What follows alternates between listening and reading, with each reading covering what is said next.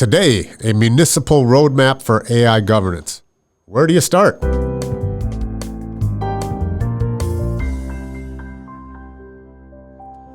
Starting with AI in municipal governance is often challenging, as the people that are in charge don't often know much about AI. And honestly, it feels a little bit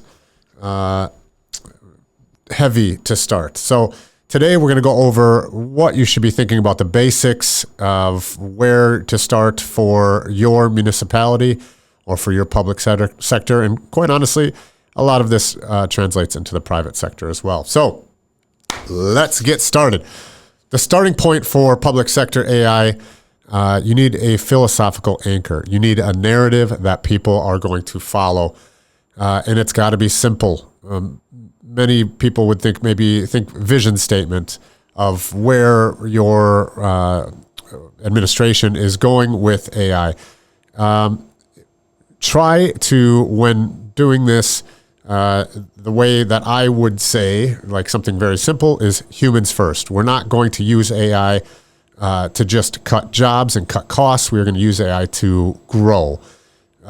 Something simple like that can get people that may not like AI or have biases against AI to start rowing in the same direction. If you don't have a philosophical anchor, it just seems like you're going to start doing things that are seemingly willy-nilly. Oh, this seems like good. This seems good. And realistically, what we found is about half the people in the organization, whatever department it happens to be, is not going to like AI because they think that it's going to take their jobs. So don't rush into procure an AI tool before defining the purpose, the overall purpose of what you're doing. It begins with establishing a non-negotiable core principle, and what I would suggest is something along the lines of human first, because I think we all need human first AI.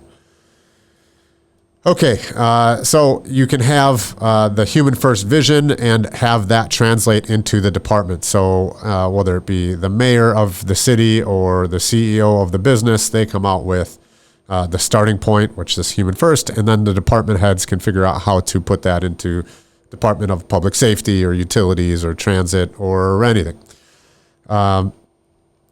The central philosophy must act as the filter, however, and that needs to come from the lead person. If you are having trouble figuring out what that should be, my suggestion to you is talk to people that do this. Janis Point, our sponsor, turn AI risk into defensible action. Janis Point is a Bloomberg-style decision platform. It's made for municipal AI governance. It brings together the most decision-relevant intelligence across policy, procurement, legal risk, peer city activity, and vendor oversight. It then turns that intelligence into practical workflows for due diligence, documentation, and performance tracking. The result is a clearer, more defensible way for city leaders to evaluate AI tools, manage risk, and of course, justify adoption. JanisPoint.com. So you have this narrative. Now, how do you get everybody in the narrative around it? The vision cannot remain localized in just an IT department or Department of Innovation or something of that nature. It needs to be adopted by everybody across the organization, because each department is going to roll out specific tools or specific AI tools, and they need to have the same buy-in. So it needs to be short. It needs to hit home. Another reason why I think human-centric AI or human first is a way everybody can get behind that. And if you can get everybody rowing in the same direction, you have a much higher likelihood of these tools having a real impact. So go to your department heads and say, this is the simple version, this human first narrative that we are going to portray. And then from that narrative, you can figure out with human first, what you want to do with it. Once you have the narrative in place, it is imperative that you educate.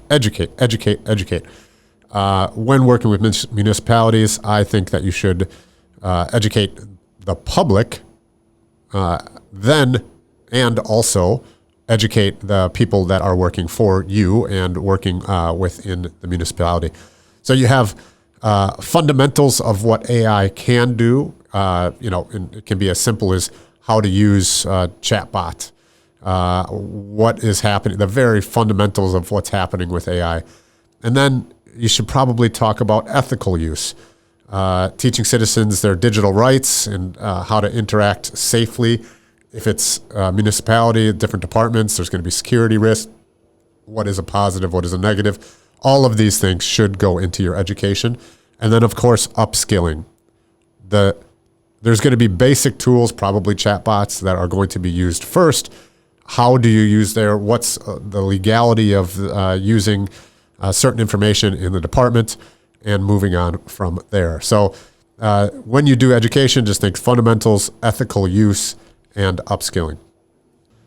Once you have some education, then you can start to go into the possibilities of what AI can do. If you don't have any sort of education and you're just getting sold by some salesman as to the benefits of your city, there's a lot that can go wrong and does go wrong. So make sure that you have this education that is the structure of everything that you do. Everything goes back to that narrative, and then and only then can you go into what the possibilities are for AI tools. Last piece of this is just think about this as a continuous loop. You have accountable municipal innovation, and then you have that innovation that is upskilled, empower public employees, and in the middle of that, you have human first vision. Always go back to that. Always go back to that narrative. We need it. Thank you for joining. I'll see you at the next episode.